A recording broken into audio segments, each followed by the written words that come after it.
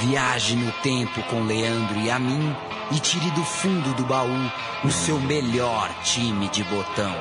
Agora na Central 3.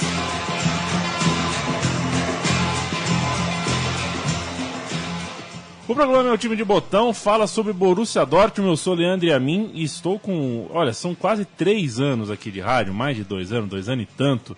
E estão sempre aqui comigo, mas nunca fizeram um programa aqui comigo. Estou muito feliz de estar com os garotos do Sem Firula, Guilherme Dorff e André Vidiz. Quem fala primeiro? Como vão vocês? Muito boa noite, Leandro. Esse é o Guilherme Dorff. Esse é o Guilherme Dorff, estou aqui com você, com o André Vidiz. E vai ser um imenso prazer falar desse time que já dava alegrias pra gente na época e continua dando até hoje. O Sem Firulas, em breve, muito em breve, terá o seu podcast dentro da Central 3 também. O podcast você vai ouvir, mas já pode encontrar no Facebook, o canal, a página do pessoal do Sem Firulas. André Vidiz, como vai você e por que o Borussia Dortmund, hein? A ideia foi sua, que eu sei. Boa noite, é um grande prazer estar aqui. O Borussia acho que foi um time que sempre chamou a atenção de todo mundo, sempre causou curiosidade. Um time amarelo e preto, com um nome diferente, e que jogou contra o Cruzeiro na final, né? Ficou na nossa lembrança, de repente sumiu e reapareceu aí. Isso tudo, acho que tem uma história aí que vale a pena contar. Eu confesso para vocês que tinha um pouco de birra do Borussia Dortmund, porque eu não gostava de coisas que eu não entendia direito na vida, né? Pra mim, eu sempre fui meio cético, não gostava de desenho animado, essas coisas que pareciam impossíveis. E na minha cabeça era impossível que um time de futebol na Alemanha jogasse com uma camisa verde-limão. Eu achava aquilo um absurdo, eu via passava na Cultura, sábado de manhã, né? E eu gostava do Bayern de Munique, porque tinha aquele estádio maravilhoso, né, de Munique, cujo o teto tinha uma marca arquitetônica em forma de gotas, né? Então eu era Bayern de Munique, não era Dortmund. Como o tempo passa, né, a gente muda, né? Você pode dizer que você era modinha, então, na época. Pois é, eu gostava do time errado, mas coisas de criança. Depois eu passei a achar linda a camisa verde-limão, ganhei uma da minha avó. Não sei se foi em 95, 96, mas certamente foi antes do título mundial. Eu lembro que em Dortmund e Cruzeiro eu tava com a camisa do Borussia Dortmund. Mas isso não é absolutamente nada relevante para o que a gente tem a dizer sobre o Dortmund. O recorte que a gente fez, né, André, né, Guilherme, é 95, 97. O que o Dortmund ganhou nesse triênio, senhores? Bom, ele ganhou 2 Bundesliga, 2 Supercopa da Alemanha, a Champions League e o Mundial. Só isso? Acho tudo isso, né? Muita coisa. Mas eu acho importante a gente falar que, apesar da gente pegar esse recorte, é muito importante a história que acontece um pouco antes, nos anos de 91, 92, 93, uma derrota para a Juventus que faz com que o time se reformule de forma praticamente completamente e consiga deslanchar e ganhar esses títulos aí que a gente vai falar. É uma derrota na final, não da Copa dos Campeões, né, mas da Copa da UEFA, que era em ida e volta. E é um dos grandes jogos do Baggio pela Juventus de Turim, o Roberto Baggio, né? Dino Baggio também jogava naquele time, mas o Roberto Baggio arrebentou com essa decisão. E aquele time da Juventus tinha no seu elenco 2 alemães, né? O Müller e o Kohler. O Kohler zagueiro, o Müller meio. Eu já vou falar, claro que o meu alemão aqui não vai rolar direito, mas vamos lá.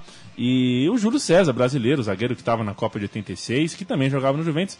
O técnico Ottmar Hitzfeld, um suíço alemão, alemão-suíço, né? Uma mistura aí. Ele é suíço de nascença, é isso, né, André? Não, ele é alemão de nascença, mas em 91 ele estava na Suíça e o Borussia trouxe ele. E por isso até na Alemanha ele ficou conhecido como o suíço.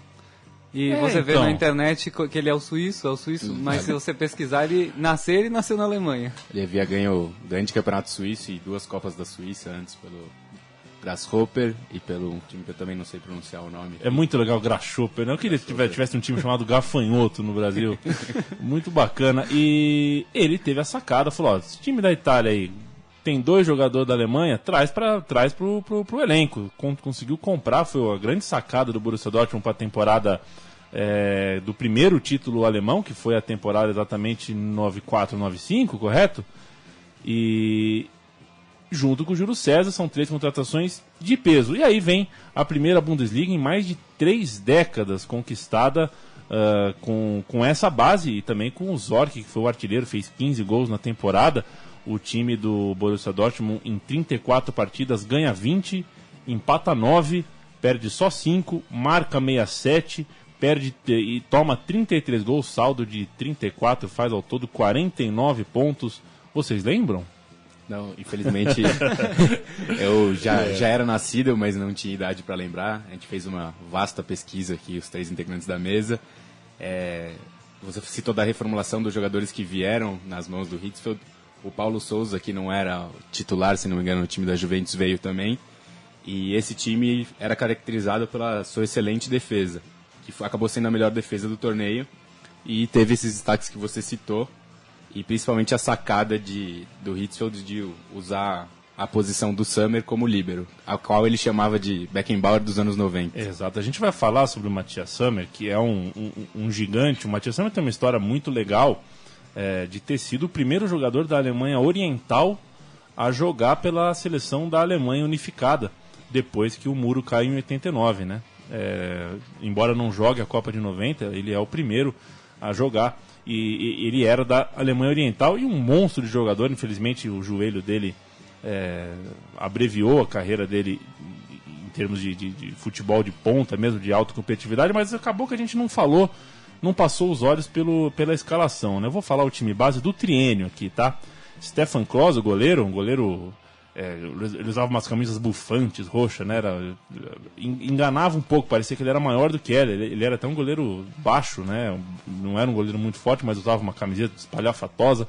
Tinha o Heinrich, o Kri, o Matthias Sommer, que já falamos aqui, o Jürgen Kohler, o Júlio César, o Reuter, o escocês Banguela, Paul Lambert, o Paulo Souza, já falado aqui, o Michael Zorc, artilheiro da equipe, embora fosse meio campo, Andreas Müller, Heinz Riedel, o Stefan Chapuisat, que vocês fazem questão que eu fale, né? Claro. Vocês gostam do Chapuisat. Importante para a geração de foot. Exatamente. E o Lars Ricken, que acabou virando, a gente vai ver mais pra frente, o talismã, né, de grandes conquistas nos anos seguintes. Ainda sobre a Bundesliga 94-95, o time do Dortmund é campeão, mas os artilheiros são Mário Basler, do Werder Bremen, depois contratado pelo Bayern de Munique, e o Herrlich, que era atacante do Borussia Mönchengladbach.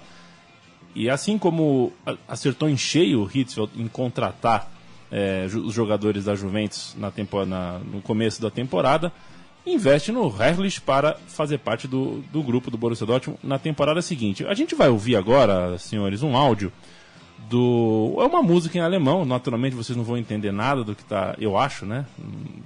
Vocês, eu não duvido de nada, até que vocês saibam um pouco de alemão, sobre a música comemorativa da conquista do Borussia Dortmund, uma música... Lá eles têm essas coisas de hino de temporada, eles não têm muito igual a gente, hino do clube mesmo, não é tão, né, difundido quanto músicas que saem esporadicamente para uma campanha específica. Vamos ouvir e daqui a pouco a gente volta.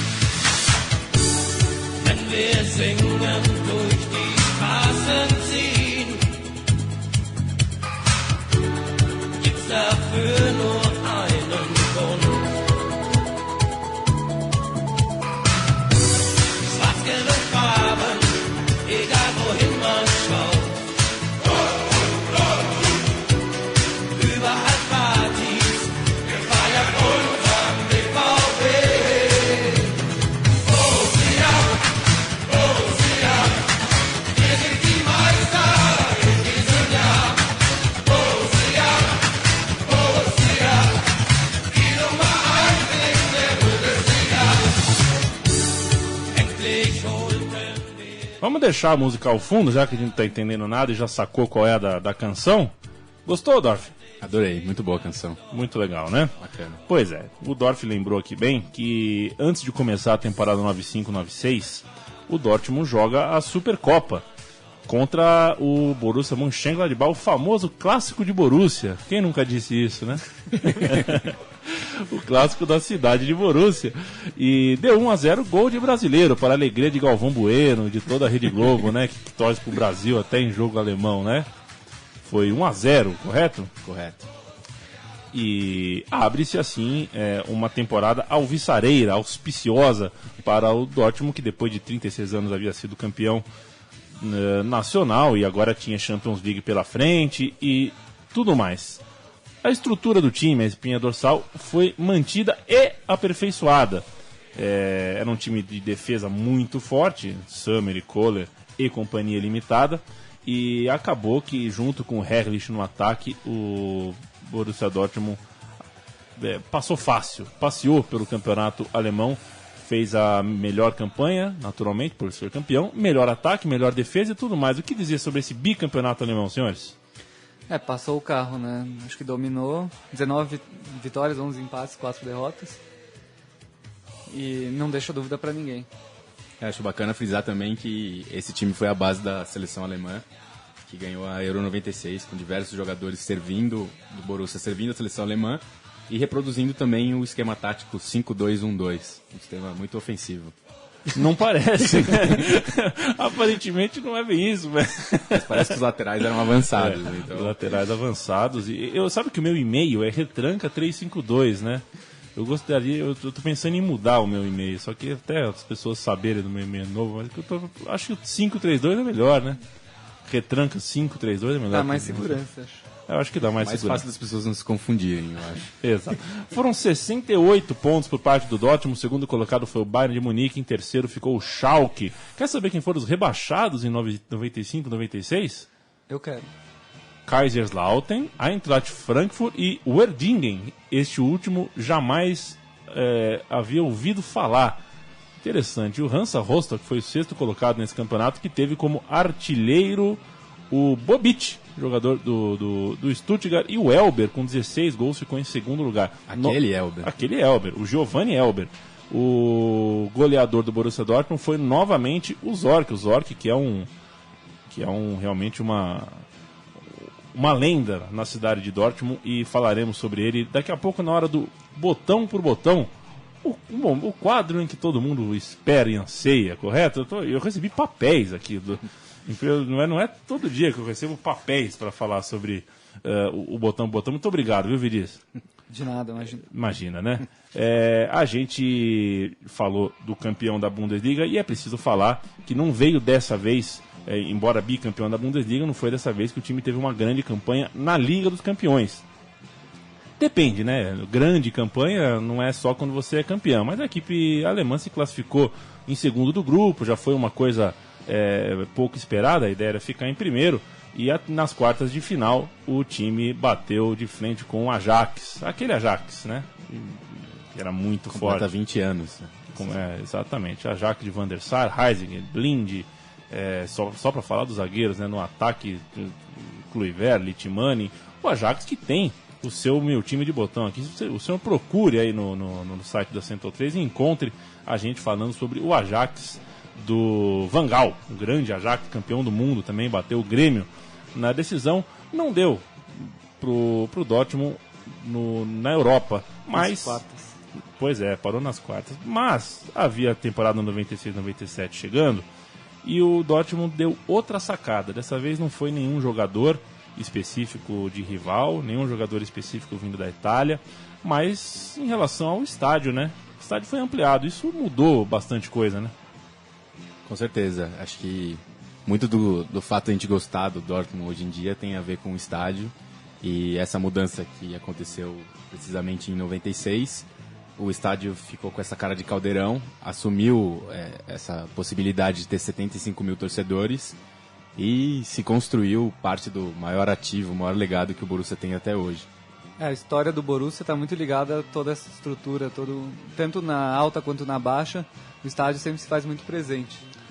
O famoso muralha amarela, né, que a gente vê hoje, não tinha até esse momento, e a maneira como o time capitalizou o bicampeonato alemão foi assim, foi aumentando o seu estádio, ampliando para que mais gente coubesse. 75 mil, hoje já cabe mais de 80 mil, né? 82, 83 mil pessoas, uma coisa assim, numa outra reforma feita visando a Copa de 2006. E falando em Copa, tem mais Supercopa. O time conseguiu o bi da Supercopa ao vencer o Kaiserslautern no começo da temporada 96-97. O jogo terminou em 4-3 nos penais, após o 1-1 no tempo normal. Só que, infelizmente, a gente começou... A gente não, né? Eles, né? Que eu não tenho nada a ver com o Borussia Dortmund. Você é Bayern. Exato. o Dortmund começou a temporada com uma grande baixa. O Matthias Sammer, que tinha conseguido, inclusive, o prêmio de bola de ouro da revista France Football na temporada anterior. Isso para um zagueiro vale muito mais, né? Porque é tão raro você ter um zagueiro que as pessoas respeitam pelo futebol que joga. Teve uma lesão seríssima que nunca mais o fez jogar em alto nível, uma lesão no joelho, era começo de temporada, e ele que jogava como líbero, uma posição ali que não tinha exatamente um substituto, fez com que o baixo astral tomasse conta de Dortmund, mas foi por pouco tempo, né, pelo jeito. As coisas voltaram a dar certo rapidinho, né? As coisas voltaram a dar certo rapidinho, e muito embora não tenha dado tempo nem fôlego de ganhar o tri da Bundesliga, a gente começa agora a falar sobre a campanha europeia. E a campanha europeia foi a cereja do bolo, e por causa da cereja do bolo, vamos à vinhetinha bonitinha. Grandes jogos, grandes conquistas. A cereja do bolo.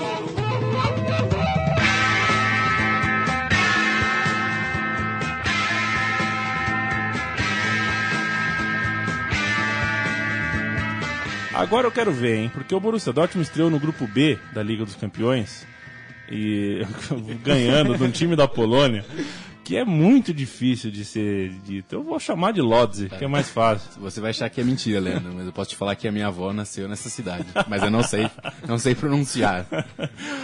Você tá de brincadeira comigo. Widzew Lodz, da Polônia. Um jogo foi 2-1, um jogo memorável, né? Dortmund 2, Widzew Lodz 2, a Polônia, abertura com 2 gols dele mesmo, Herrlich, o contratado da temporada anterior. O resto do grupo contava com Steaua Bucareste, da Romênia, e também o forte Atlético de Madrid, que havia tirado as manguinhas de fora no Campeonato Espanhol também depois de muito tempo, mais ou menos a mesma façanha que o time do Simeone conseguiu recentemente. É importante a gente frisar para os mais jovens que o Steaua Bucareste era um time completamente diferente do que ele é hoje, né? Inclusive tendo revelado grande George Hagi. Só isso, né? Apenas isso. Só o George Hagi. Um dia eu vou fazer o meu time de botão aqui só sobre o Hagi. Só sobre ele. O botão, né? Vai ser o botão do time, não é o time de botão. O Hagi, que é um deus no Galatasaray, o maior jogador da história do futebol romeno. Isso não é pouca coisa, não. Gosto muito do Hagi, como gosto muito do Atlético de Madrid. Esse time do Atlético de Madrid tinha um meia também, um Pantic, que é pouco conhecido, que era da Iugoslávia ali, daquele fuzuê todo.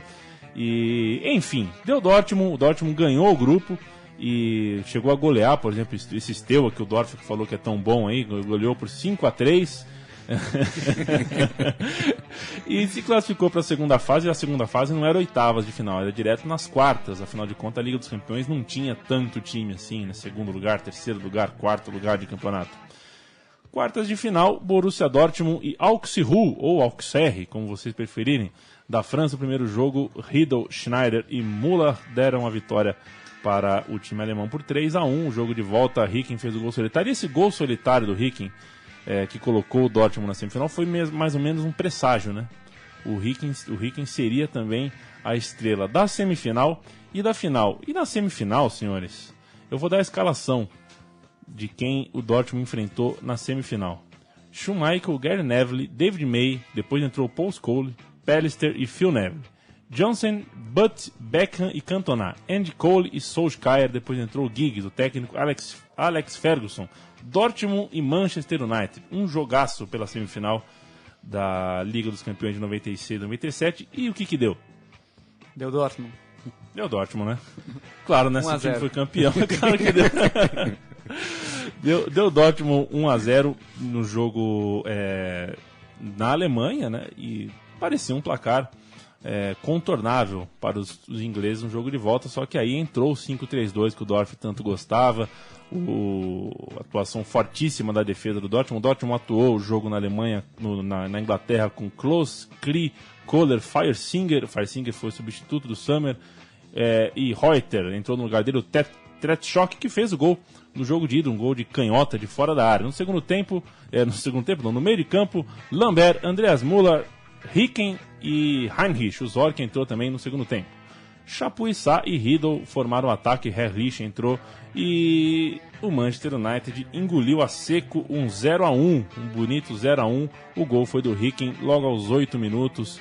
Caiu a casa do Manchester United e chegamos a uma decisão de Champions League, de Copa dos Campeões. Contra quem, aonde, como é que foi? Falem pra mim. Aí é aquela história de filme, né? Eu vou passar daqui a pouco pro André falar um pouco mais, mas como nos roteiros mais inspirados de Hollywood, o Borussia enfrentou o time que ele... Por que Hollywood? Pode ser Bollywood também. Bollywood, tá, melhor. Uma produção mais pujante até. Por que não? Mas o Borussia enfrentou o time que ele já havia perdido em 93 na Copa da UEFA e na temporada 95-96. A grande Juventus, que nesse ano era ainda melhor do que nos anos que ela venceu esses títulos, que tinha Deschamps, tinha Dilívio, Zidane, Vieri, Del Piero e Alen Boksic. Esse é um outro jogador que o André gosta muito. Ah, é? Não sabia também, mas... Você tem um gosto excêntrico, hein? Mas vamos lá. A final da Champions League, né? É um jogo só em território teoricamente neutro. Em Munique, né? No Exatamente. Estádio das Gotas, que eu tanto gostava. É o estádio do rival, mas era na Alemanha, né? Era na Alemanha, então naturalmente que a procura por ingressos por parte dos alemães, o Dortmund era uma procura mais fácil, né? E realmente era franca, a maioria era imensa.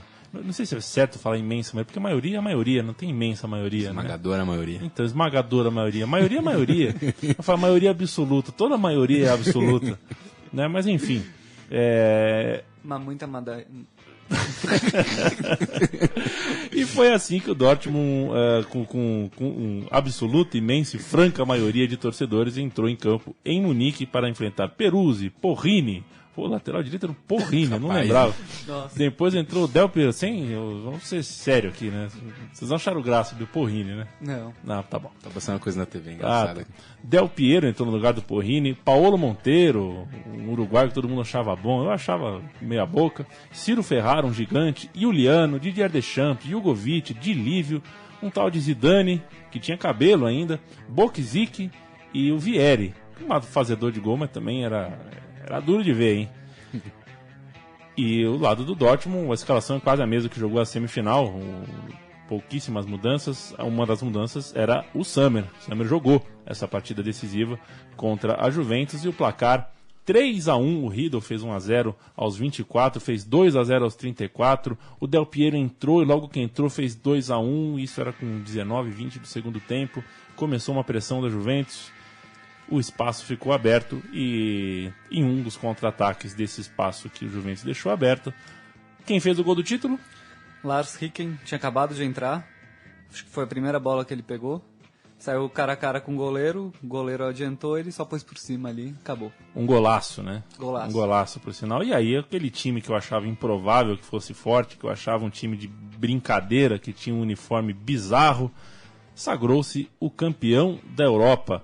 Você sabe o que é BVB, que está no símbolo do Borussia? Porque não é Borussia Dortmund, é um B e um D, né? Borussia Voetbol. Estaria algo assim. Exatamente, exatamente, acertou. O outro B eu não lembro direito o que é, mas é isso aí mesmo.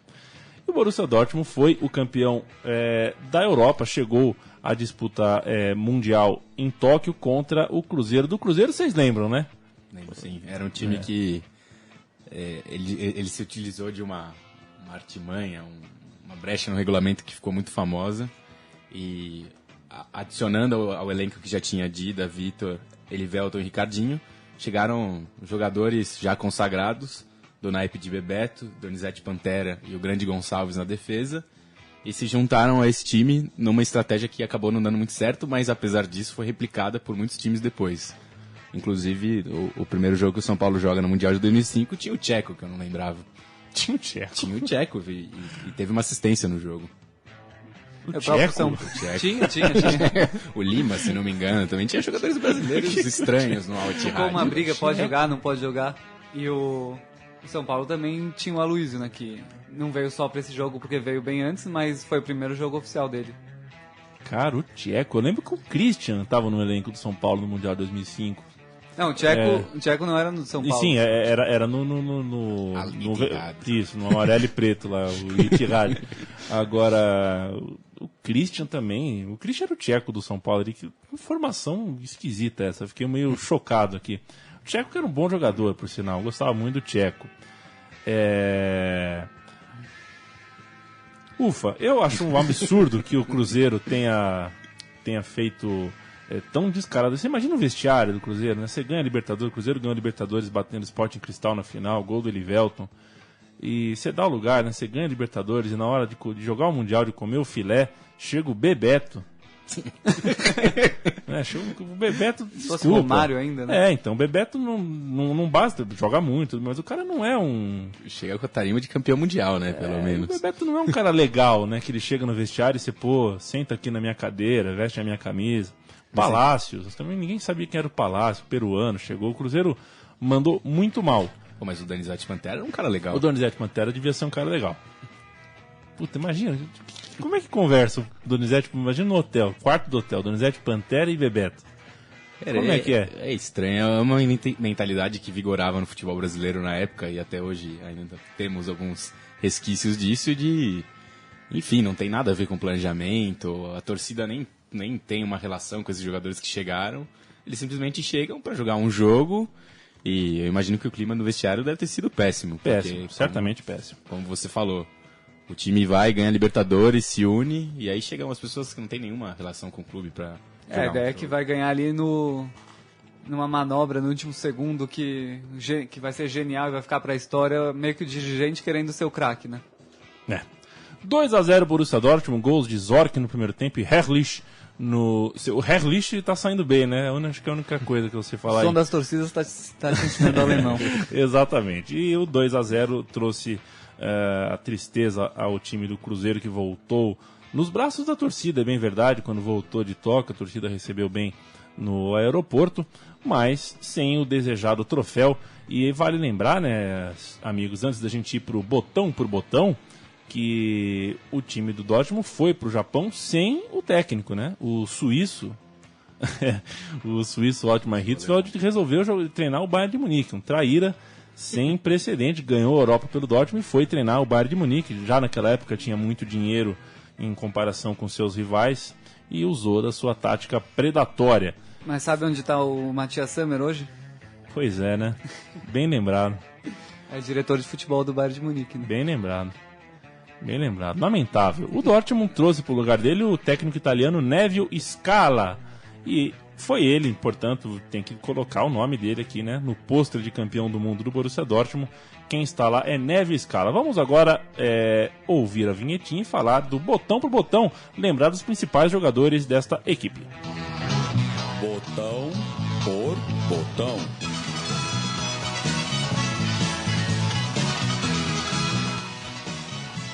Eu não sei lidar aqui com papel, gente. Eu estou acostumado com a tela do computador. Vamos lá. Esse time tinha muitos jogadores emblemáticos, né? A começar pelo goleiro Stefan Kloss, que na verdade era uma cria de Dortmund, né? Um jogador daquele tipo mesmo, goleiro que nasceu no Dortmund, fez as categorias de base do Dortmund e ficou muitos anos dentro do Dortmund. Inclusive ele...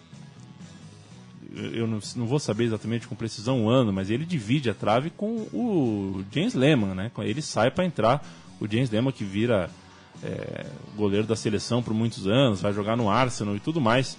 E olha, aqui tá aqui escrito, ele tinha 1,82 m mesmo, ele não era muito alto, tal qual. Eu lembrava, ele usava uma camisa escalafobética, grandona assim, mas era um goleiro baixo e muito seguro, parecia um pouco Tafarel, né? Ele não pulava muito, tinha sempre um posicionamento bom e enfim, foi o cara também que viveu uma vida boa porque tinha na frente dele dois caras, o Matthias Sammer muito bom e o Jürgen Kohler, o outro monstro. Eu quero que cada um fale de um vai falar do Sammer e o outro do Kohler, vamos lá. Bom, se eu vou começar, eu vou pegar o Summer, que é mais Boa. fácil. O Summer, acho que ele simbolizava bem esse time, era o líder do time, tanto ali atrás, quanto em comportamento, em ânimo. É um jogador que tem uma imagem muito famosa dele, que é ele sangrando em campo, gritando. É verdade, bela imagem.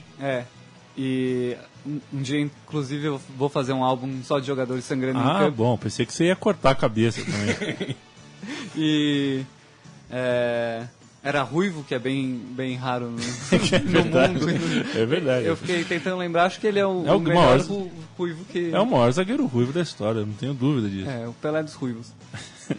E como você disse, se machucou, nunca voltou a ser o mesmo, e hoje em dia é diretor no Bayern de Munique, também fez a mesma coisa que metade dos ídolos do Borussia Dortmund. Né? Se você, Vidiz, e qualquer um do Sem Firulas encontrar vocês, são ótimos pesquisadores de imagens e de informações para colocar na página de vocês, uma foto do Summer marcando o holandês Winter, por favor, mandem para mim, que vai ser muito legal isso. Vocês entenderam?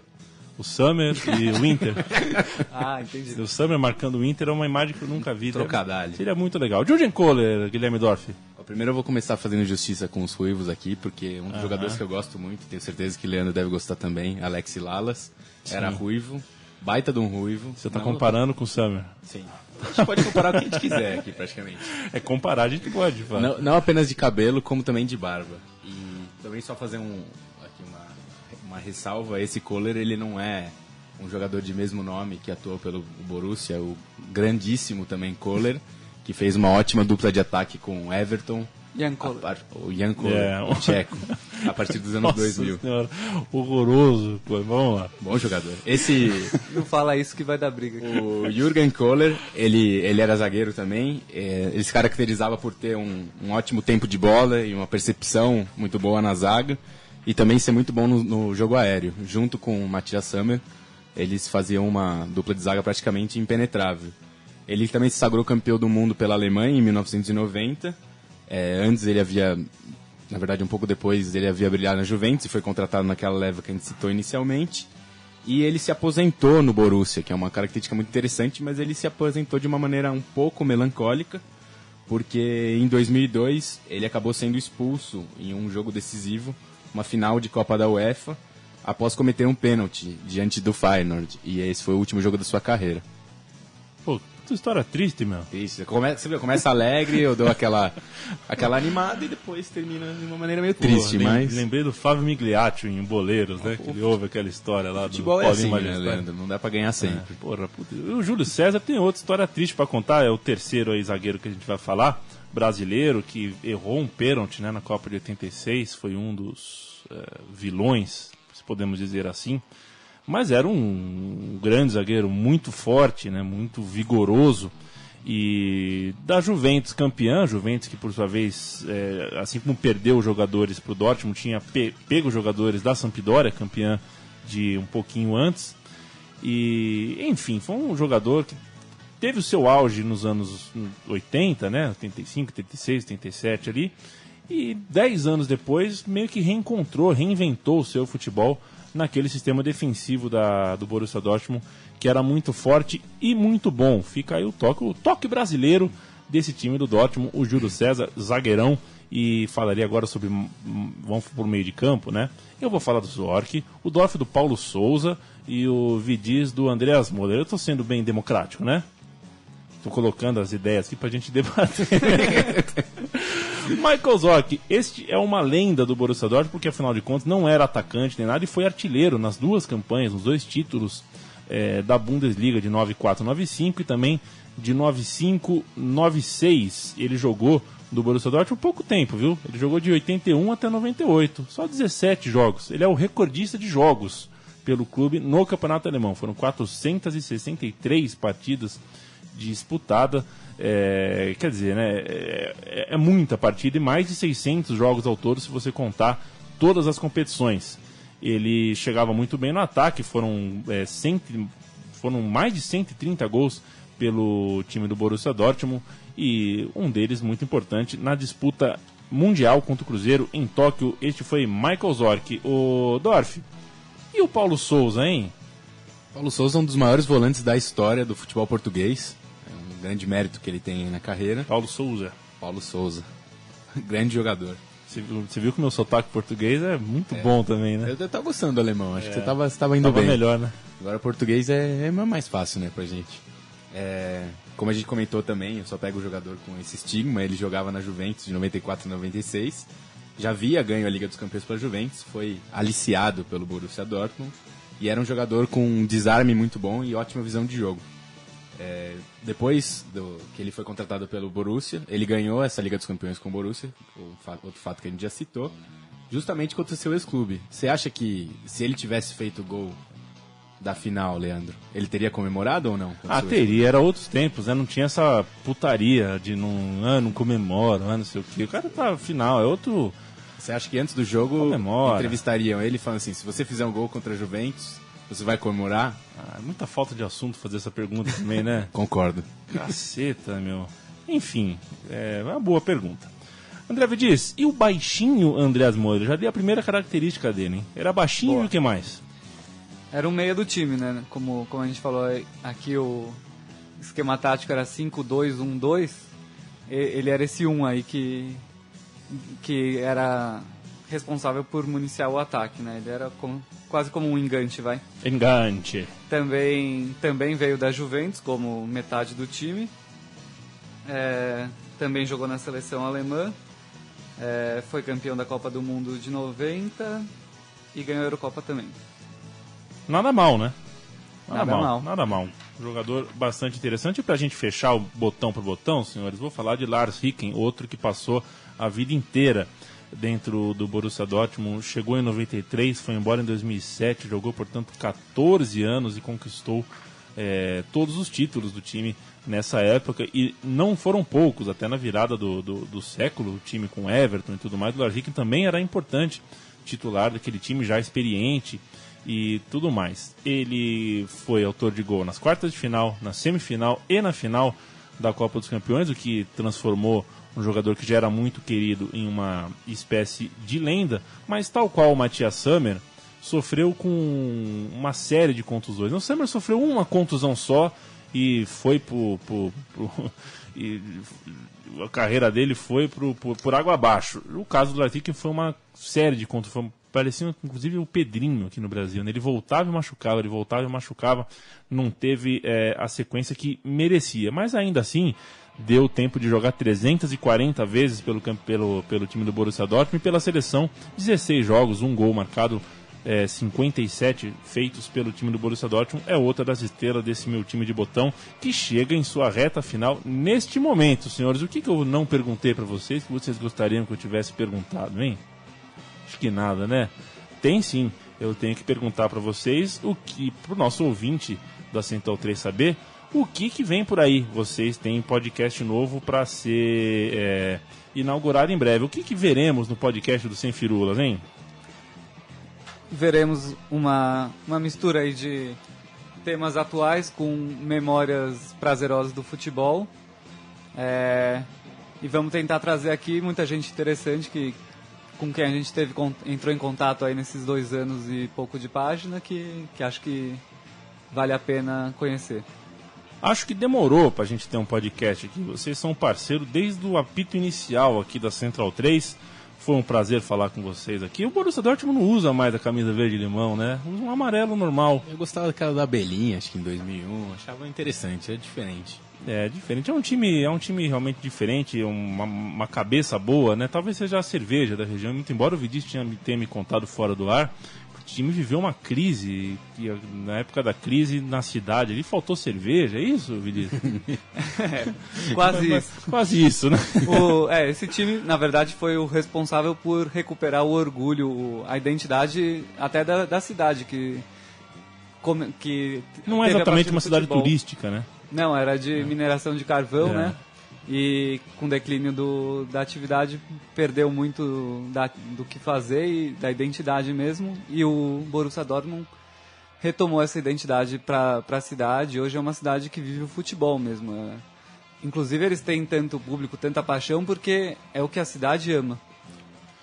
O time de amarelo e preto de uma cidade que tem, né, a extração de carvão, trabalha com carvão. Tipo o Criciúma, mais ou menos. Então, o Criciúma quase ganhou a Libertadores uma vez, né? Podia ter sido aí o Dortmund da América. Obrigado, viu, Dorf? Obrigado você, Leandro. Prazer participar aqui. Vamos que vamos. Me ajudaram bastante neste programa, vocês viram. O concorrido foi o dia hoje. E a gente não conseguiu nem conversar sobre Dortmund fora do ar, mas conversamos bem aqui no ar e com os papéis que Vidiz tão bem imprimiu e que eu devolvo para que você recicle, porque o mundo precisa de reciclagem, viu, Vidiz? Muito obrigado. Vou usar no nosso podcast. Muito bem. O programa Meu Time de Botão volta daqui 2 semanas. Eu não vou falar qual time homenagearemos, mas vou dar uma dica. Diego Armando Maradona comerá almôndegas no programa Meu Time de Botão daqui 2 semanas. Por enquanto, vamos de Borussia Dortmund, vamos tomar uma cerveja alemã e vamos curtir esse time que marcou a história de fato, pelo menos a minha infância marcou. Era um time bastante interessante, com uma camisa interessante, com uma proposta de futebol interessante que consagrava os zagueiros e não os atacantes. Fez você virar casaca na Alemanha. Exatamente. Fechou. Fez eu virar a casaca na Alemanha, abandonar o Bayern de Munique, que por sua vez abandonou o estádio que eu achava tão bonito. Então não sobrou também nenhum tipo de remorso. Um grande abraço para você, Dorf, para você, Vidiz, para você que nos ouviu. Todos os programas estão em central3.com.br para você ouvir. Escolhe um time legal aí e ouve também na sequência. Grande abraço, até mais.